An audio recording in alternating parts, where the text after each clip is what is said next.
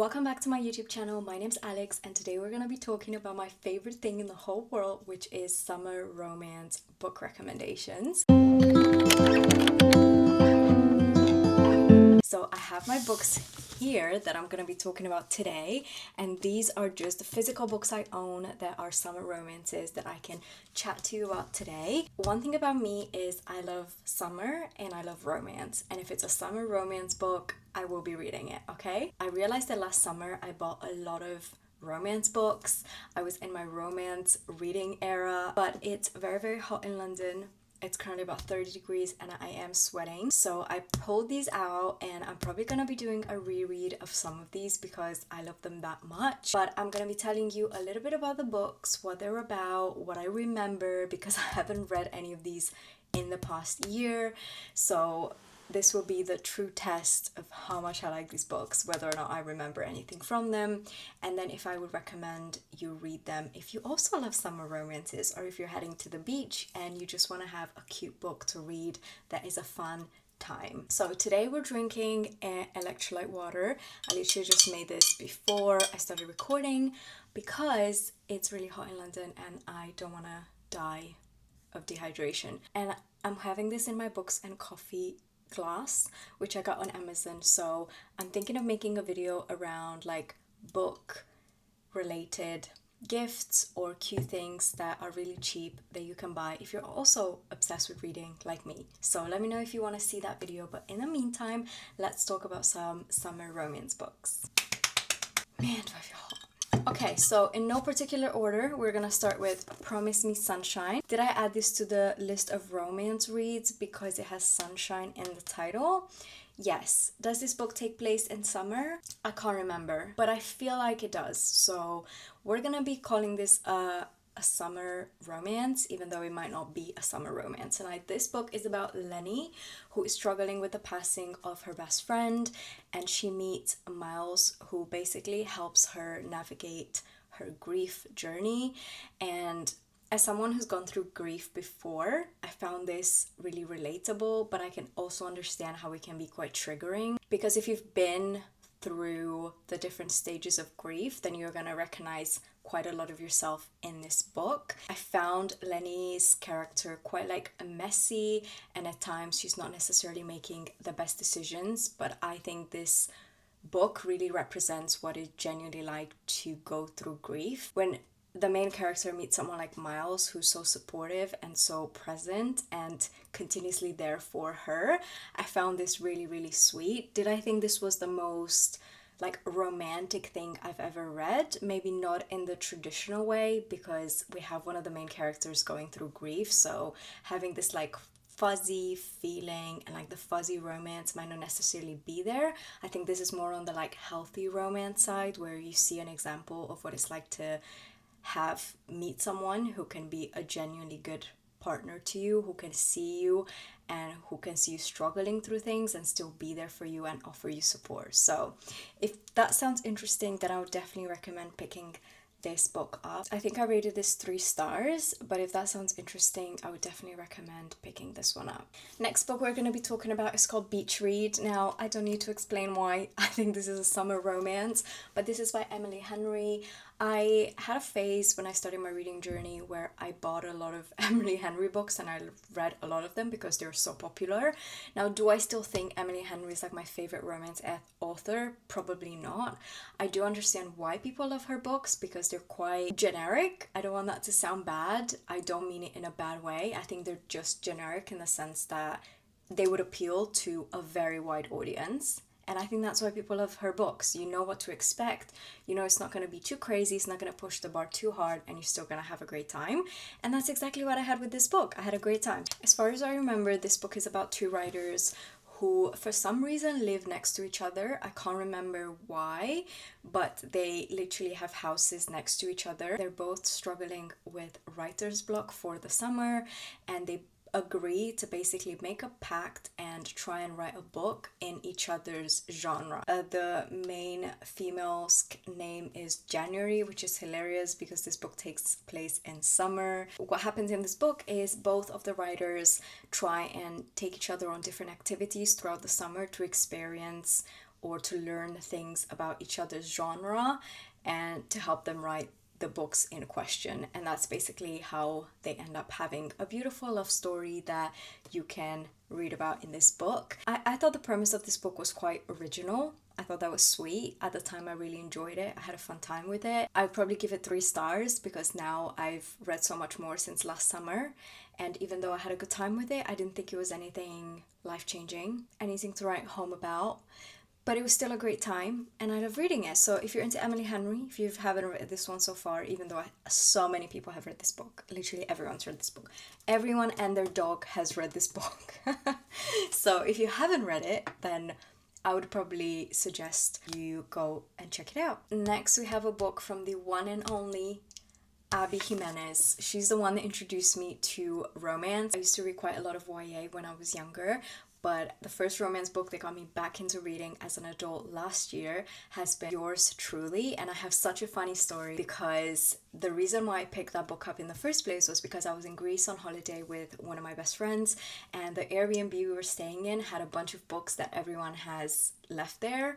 Some of them were not even in English, but the only romance book that has been left there by previous guests was Yours Truly by Abby Jimenez, and I took it with me to one of our beach days in Athens, and I was like, let me see what this book is about, just to have a go, see if I'll enjoy it. I thought the premise was super, super cringy at the time, but basically what happened is we spent an entire day at the beach, and I think I went through like 50% of the book, and the book was like 400 pages, so it was a long book. So I went through about half of it, and by the time we left Athens, I left the book behind and I finished it. And I was so surprised because as an adult, I think I've made the mistake that everyone does, which is dipping into self-development books. I felt the pressure to optimize every single area of my life, so I only read self-development, and then I just dropped off because I got sick and tired of continuously feeling like I'm failing in every single area of my life.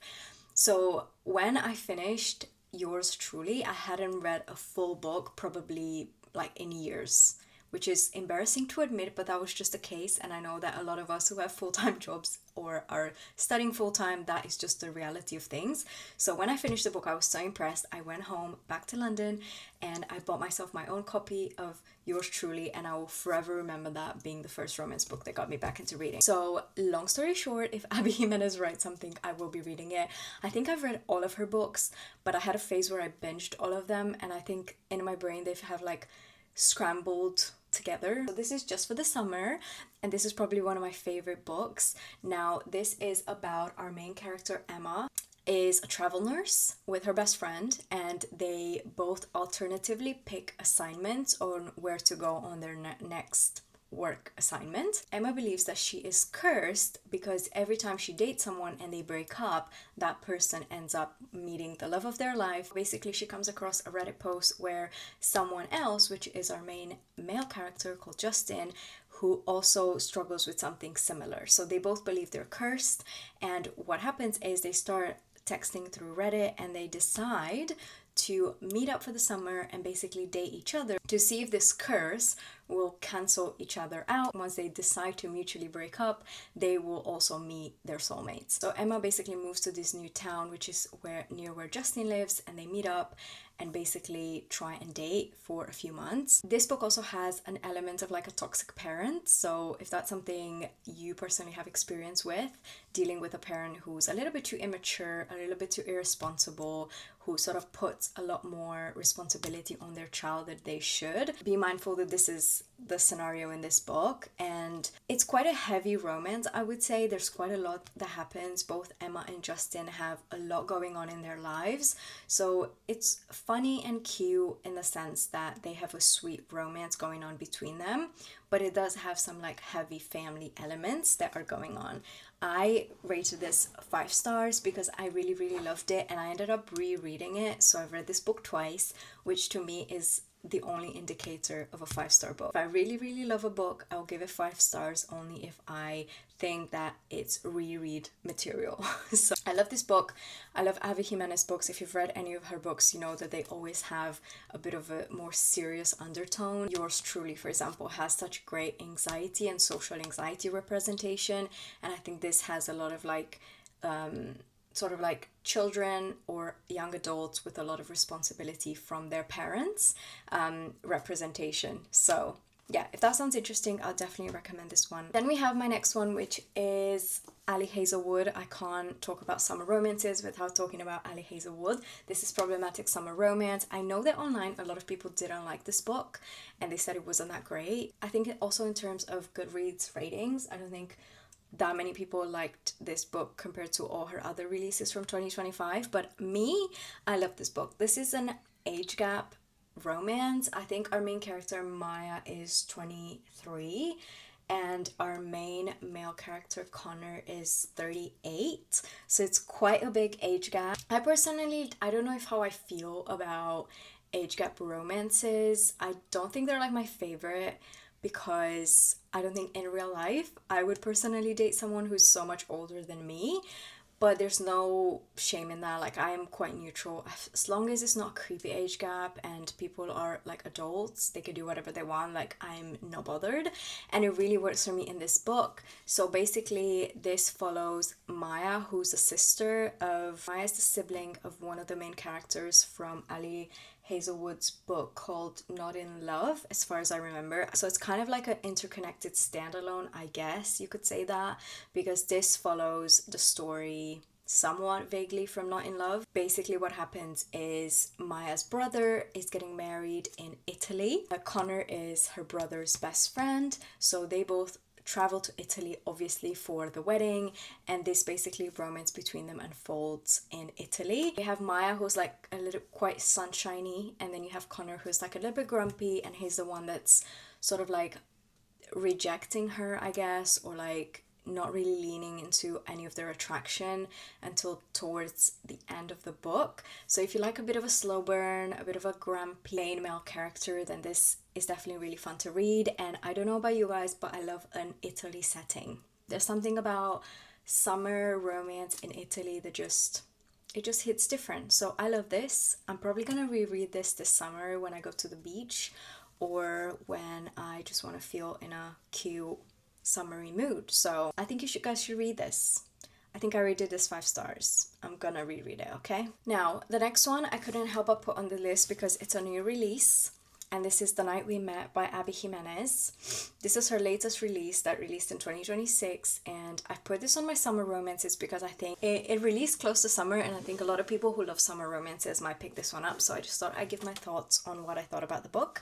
Also, is this cover giving summer romance? I don't know. Maybe. I think so. So we're including it because it's my video and I can do whatever I want. But I pre-ordered this book because I was so excited about Abby Jimenez writing a new book. I didn't love this as much as her other books. So for me, this was like a 3.5 star read. I can't say any of the reasons why I didn't like it without spoiling it. But this is a boyfriend, a best friend romance. So we have Larissa, who one night goes to a concert, and then after the concert she meets 2 guys, Mike and Chris, and Mike and Chris are best friends, and she needs a ride home, and both of them offer to drive her home, and she picks to go home with Mike, who then becomes her boyfriend. Now Chris is the one that she doesn't go home with that night after the concert, but she ends up meeting him because he's Mike's best friend, and they end up forming a friendship. Now the love interest is Chris, and you get 2 persons' POV here. So you have Larissa and Chris's POV. But at the same time, the romance is quite a slow burn. I would say Chris is definitely an act of service guy. Larissa's going through quite a lot of difficult things in her life. She's struggling financially, and Chris does come through and help her quite a lot. Whereas Mike is also dealing with his own struggles, which is why Chris has to kind of step in and help Larissa at times, which is how their relationship develops. Also, something that happens at the beginning of the book is they find a little dog that has been thrown on the street, and they decide, Larissa and Chris, to adopt the dog and name him and basically co-parent him. This is why we have a dog on the cover, and that's how I know it's a summer romance, because there's always a pet involved, okay? If it's not a pet, if there's no pet involved, is it even a summer romance? There's no spice in this book, which is fine. I don't think there is a lot of room in this book to add a lot of spice considering the complicated relationship between these three. But there's just elements of this book that I wish were written slightly differently, sadly. It wasn't like a 5-star read for me, but I still had a really good time, and I think I finished this in like 24 hours. So I would definitely still recommend reading this if you don't like spice in your books, if you want just like a sweet, genuine romance. I know a lot of people feel like put off by the premise of it, which I also agree with. I don't necessarily think I would personally date any of my boyfriend's best friends, and I don't think it's my favorite premise, because even if it's done completely right, I still think there's an element there of wrongness to the romance, if that makes sense, which will stop me from like fully enjoying it. I think considering the premise, which is difficult to execute, I think Abby Jimenez did a great job as best as she could have. If you're interested in this book, I would definitely recommend it. I don't think it's a bad book. It wasn't something I would probably reread, but I still had a great time. I still have 3 books to talk about. In the spirit of romance books being adapted into TV shows, we have Every Summer After by Carly Fortune. I couldn't not talk about this book considering the TV show is coming out on June 10th. So if you've read this book, or if you want to read this book before the TV show comes out, I think you should definitely pick it up, because this is an amazing read. This is probably like one of my top 3 favorite summer romances, okay? We'll do that. We'll go with that. Basically, Every Summer After takes place in 2 separate timelines. So you have Sam and Percy, which are childhood best friends. They meet at a summer lake house where Percy's parents take her for holidays every summer, and where Sam's family lives. And they meet when they're really young. I think it's like 12 or 14, something like that. So in one of the timelines, you see their story from this end and how they became friends, how they started hanging out. And then in the second timeline, you have the present, where you know they're not together. They haven't spoken in, I think, 10 plus years, and you don't know why that is, right? So you follow their timeline from 2 separate ends, and then sort of like meeting in the middle where you understand why they stopped talking, what happened. Kind of heartbreaking, because you know from the beginning that in the present they're not together, and then seeing them as kids and like grow closer and closer together, it's so sweet and so heartwarming, even though you know something will happen. And I think I finished this book again in like 24 hours. Also, there's a lake setting, so imagine like lake, summer house, water, swimming, jumping in the lake. This is the vibe of this book, and I loved it. I think if someone can do a summer romance, it's definitely Carly Fortune. I definitely would recommend reading this before the TV show comes out, because I'll be watching it 100%. This is a great summer romance. And then we have the sequel to Every Summer After, which is One Golden Summer. This is probably my favorite summer romance. I read this book twice last year. I literally read it once, finished it, and then liked it so much, couldn't stop thinking about it, that a few months later I reread it, okay? First of all, this cover is amazing. Like, are you kidding? Like, this book is beautiful. This book follows Charlie, which is Sam's brother. So we have Sam in this book, Sam and Percy's love story, and then we have Charlie, who is Sam's brother, in this book. A lot of people hated Charlie in this book. I'm not gonna tell you why, but a lot of people didn't like his character, the way he was written. Everyone fell in love with Charlie in this book, including me, okay? Because this book follows Charlie, who's now 35, and he is still at the lake. He still lives at the lake. He one day meets Alice, who Alice used to also vacation at this lake at the same time as Sam and Percy when she was younger, but now she's returning to this lake with her grandma for the summer to just spend the time together and enjoy their holidays. I think Alice is a photographer as far as I remember, and she used to be quite shy and quite introverted when she was younger, so even though she would come and frequent the same lake during the summer, she wouldn't really speak to people, she wouldn't really make friends, she would just like keep to herself. And now she's in her 30s, and she basically goes back to the lake and meets Charlie for the first time. And what's really cool about this book is when Alice was younger, she came to the lake and she took this picture of these kids playing like in the distance with this like yellow boat. As far as I remember, it's yellow. Playing on this like yellow boat. So she took this picture and then she became a really like successful photographer, and she ended up printing this picture and selling it. And what we learn when she returns to the lake is that Charlie is basically one of the kids in that picture that she took from when she was younger. So I thought that detail was like so sweet. I don't think it's a massive spoiler, like you learn this quite early in the book. But basically she meets Charlie and he's quite like a free spirit, he's quite like fun and easygoing, and what happens is he agrees to help her out, make a list of all the things she would have wanted to do during the summer when she was younger that she never did because she was too shy, and he's basically gonna help her accomplish this list of things. So we've obviously seen this format before. If you've watched like any rom-com before, it's quite a common format, but honestly it works so great. And the fact that they're so much older and so much more mature, and I think we can all relate with wanting to redo a summer from when we were younger, because me personally, when I was younger, I was literally just hanging around doing nothing all summer long. And now that I'm working full-time, I look back and I think I wish I could have taken advantage of that time so much more. But basically they end up falling in love. Obviously this is a summer romance, and I just love this book so much. Like the vibes, the like lake setting, it's perfect. Honestly, this perfection. And then we have our final book, which is another Emily Henry.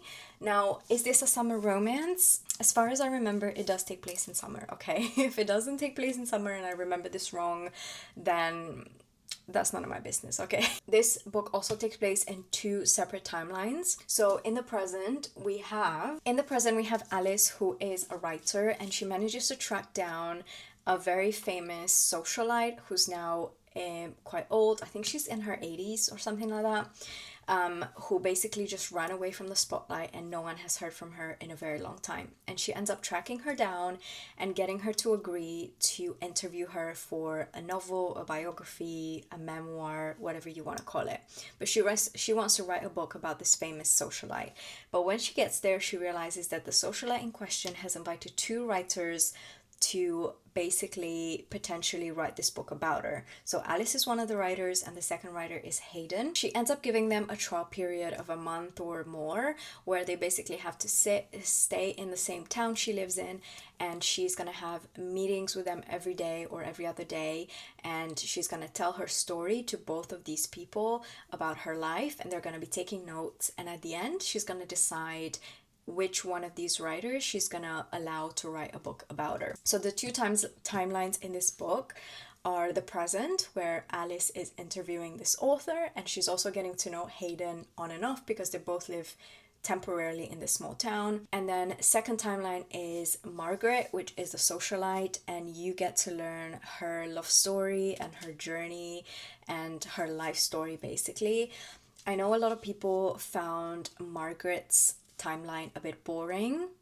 I also found Margaret's timeline at times a bit boring, and I was skipping through it, and I just wanted to know about Alice and Hayden. But at the same time, I really love this book and I had a good time reading it.